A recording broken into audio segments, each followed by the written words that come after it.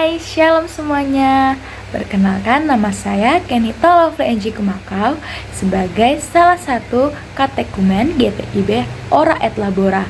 Pada kesempatan ini, saya ditugaskan untuk melakukan video evaluasi tentang pentingnya membaca Alkitab, dan paling serunya adalah saya ditugaskan untuk mewawancara Om dan Tante Diaken dan Penatua tentang pendapat mereka tentang pendeta robot. Nah, pasti kalian sudah gak sabar kan? Mari kita saksikan bersama-sama. Sebelum itu, saya ingin jelasin nih. Kadang kita sebagai manusia, kita puas mendengarkan khotbah pendeta seminggu sekali. Membaca Alkitab hanya sesekali, kalau ingin saja atau saat butuh penghiburan. Selebihnya, Alkitab hanya jadi penghias lemari buku, sekedar atribut yang dibawa-bawa ke gereja supaya orang tahu bahwa kita Kristen. Yang lebih menyedihkan, ada yang menganggap isi Alkitab hanyalah kumpulan dongeng, sejarah, atau cerita masa lalu yang tidak cocok diterapkan di zaman modern.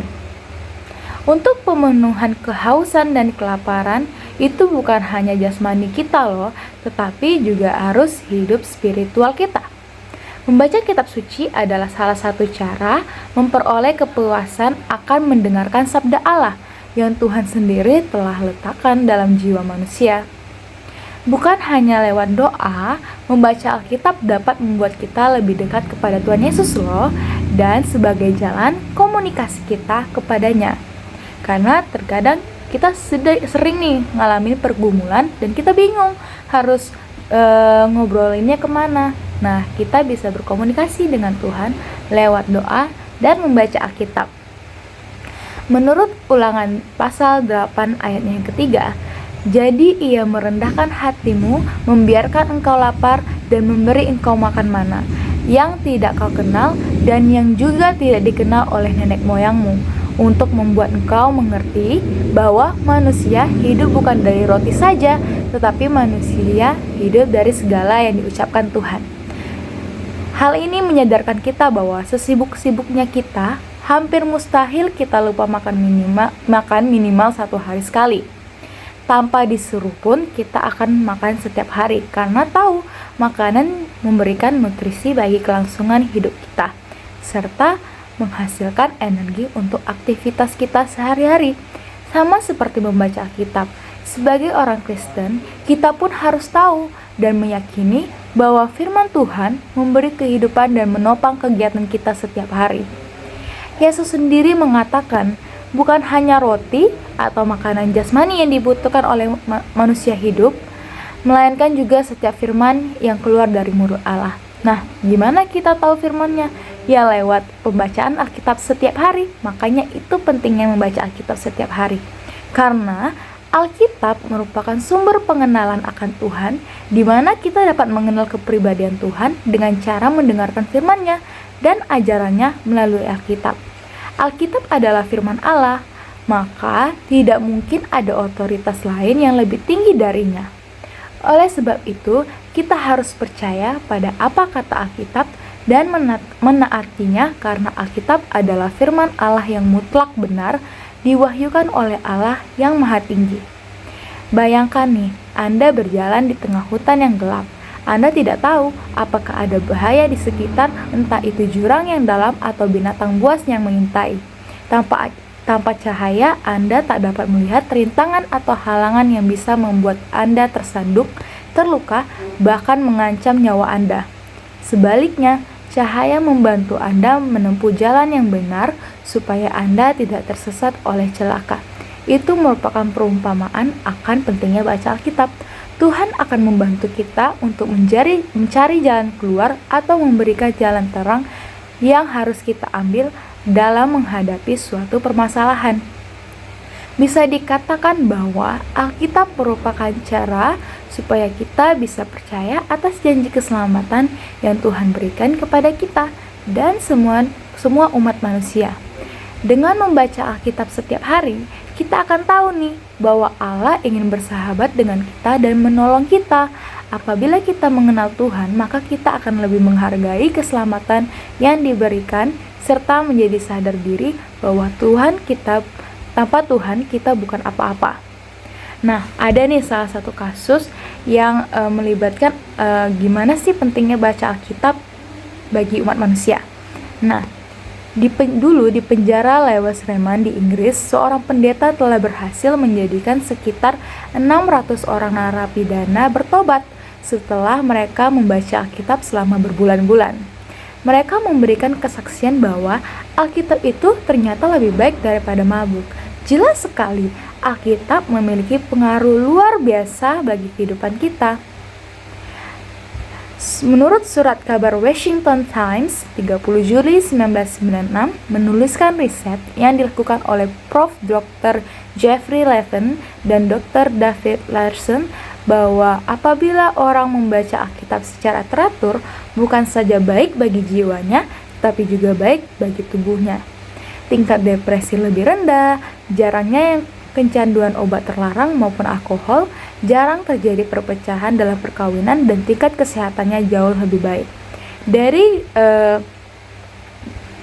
Dari hal ini kita mengetahui bahwa pentingnya baca Alkitab itu bukan hanya berefek pada spiritual kita, tetapi jasmani kita.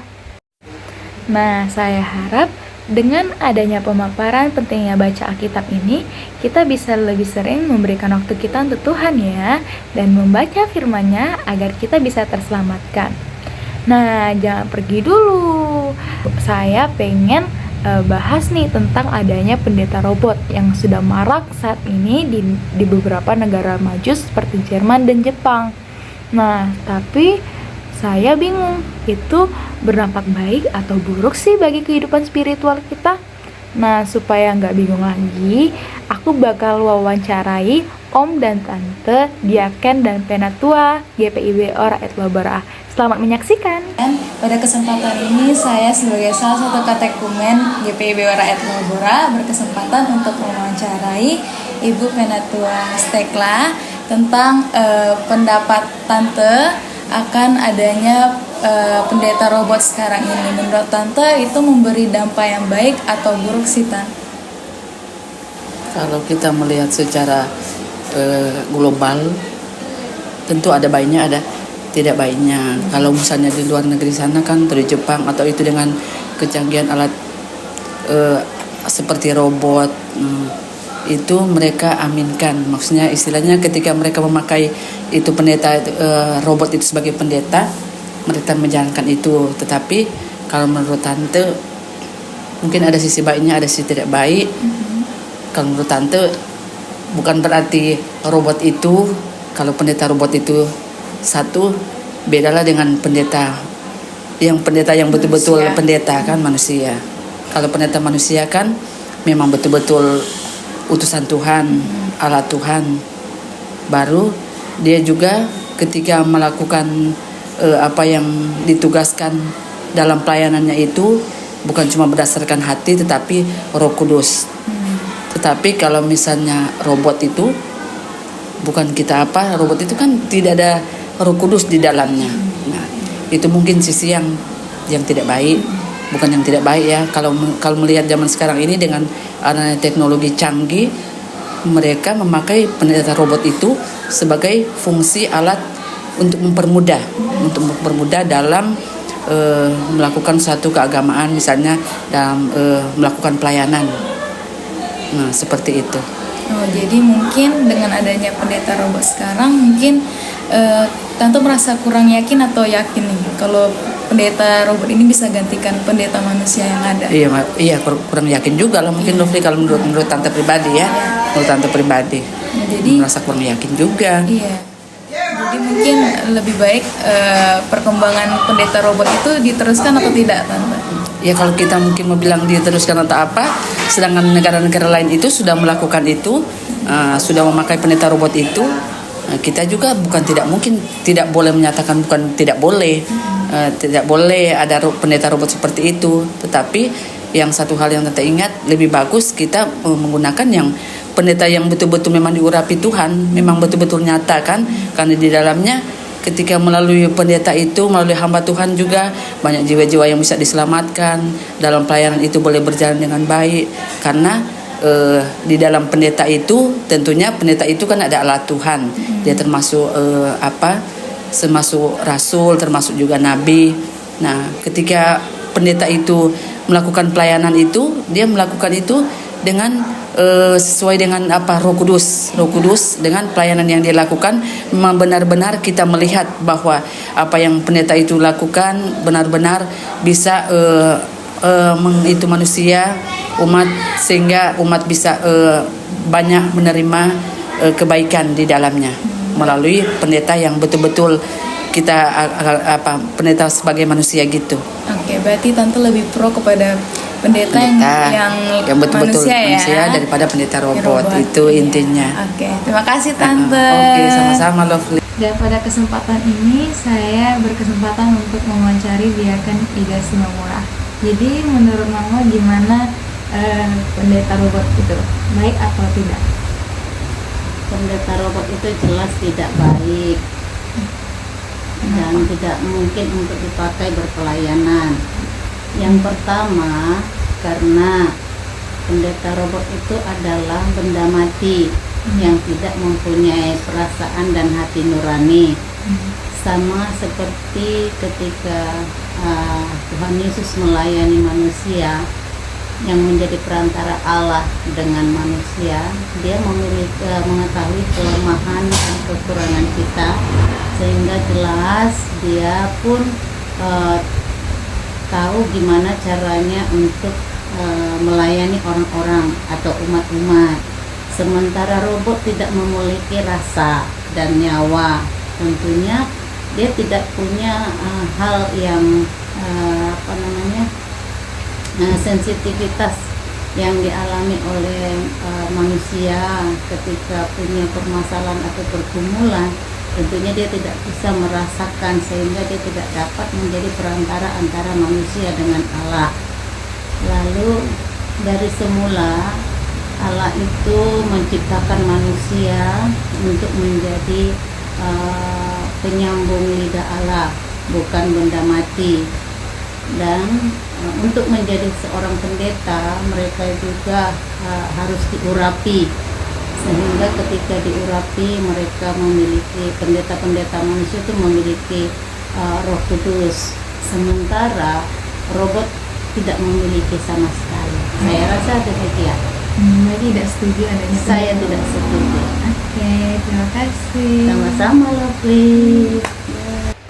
Nah, sekian dari video wawancara saya terhadap Ibu Diaken dan Ibu Penatua GPIB Ora et Labora. Saya harap dengan adanya wawancara ini kita bisa lebih mengerti apakah pendeta robot ini memberi dampak yang baik atau buruk sih bagi kehidupan kita. Nah, sekian dari video saya. Saya ucapkan terima kasih dan mohon maaf jika ada salah kata. Shalom, Tuhan Yesus memberkati.